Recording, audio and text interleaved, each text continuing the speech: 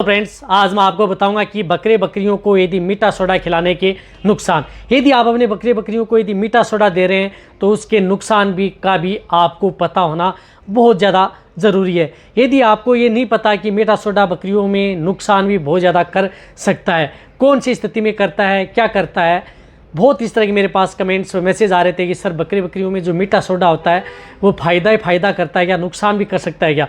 बहुत ज़्यादा नुकसान भी करता है। यदि आप उस स्थिति में दिया या उनके साथ दिया तो आपके बकरे बकरियों में फ़ायदे के बजाय बहुत ज़्यादा नुकसान भी कर सकता है। तो आज की वीडियो के अंदर शॉर्ट में आपको बता दिया जाएगा।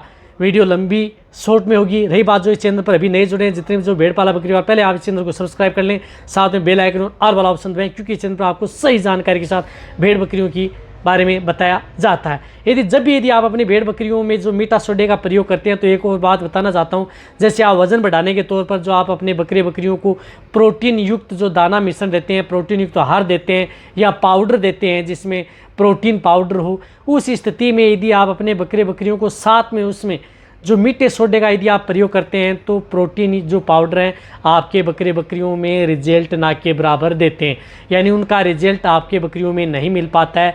जैसे आप वज़न बढ़ाने के तौर पर लेते हैं, उनकी ग्रोथ करने के तौर पर लेते हैं, तो उस स्थिति में आप मीठे सोडे का प्रयोग नहीं करना चाहिए। इस बात का आपको ध्यान रखना है। रही बात यदि आप अपने बकरियों को यदि ये देखना चाहिए कहीं पर यदि रूमन की पीएच यदि बढ़ चुकी है, जिस तरह से कुछ इस तरह का दाना मिश्रण है जो आप अपने पशु बकरियों को खिला देते हैं, उसकी वजह से रूमन की जो पीएच बढ़ जाती है, उस स्थिति में यदि आप उन्हें जो मीठा सोडा यदि दे देते हैं तो बहुत ही ज़्यादा नुकसान करता है। उस स्थिति में भी बकरियों की बहुत ही ज़्यादा दिक्कत हो जाती है। कई बार तो अलग ही न्यूरो से संबंधित भी दिक्कत बकरियों में देखने को मिली है। रही बात, एक कॉमन बात बताना चाहता हूं कि जब भी यदि आप अपने बकरियों में जैसे कई दिनों से बीमार चल रही थी, भूखी थी या पेट में गैस बन रही थी, पेट में गैस अफारा बन रहा था, उस स्थिति में यदि पेट में गैस अफारा बन रहा है या आपकी बकरियां भूखी हैं, उस स्थिति में यदि आप उसे मीठा सोडा अकेला दे रहे हैं तो भी बकरियों के लिए बहुत ज़्यादा घातक सिद्ध हो सकता है। उससे क्या होता है कि आपकी बकरियों में गैस कम होने की बजाय ज़्यादा गैस बनती है, और गैस बनती है तो बहुत ही ज़्यादा बकरियों में दिक्कत करता है। रही बात जो मीठा सोडा है, यदि आप अपनी बकरियों को यदि लंबे समय से किसी भी दाना मिश्रण में यदि भिगो करके दे रहे हैं या किसी भी तरीके से यदि आप दे रहे हैं, गर्म करके दे रहे हैं, तो वो भी आपके जो बकरियों में बहुत ही ज़्यादा नुकसान करता है।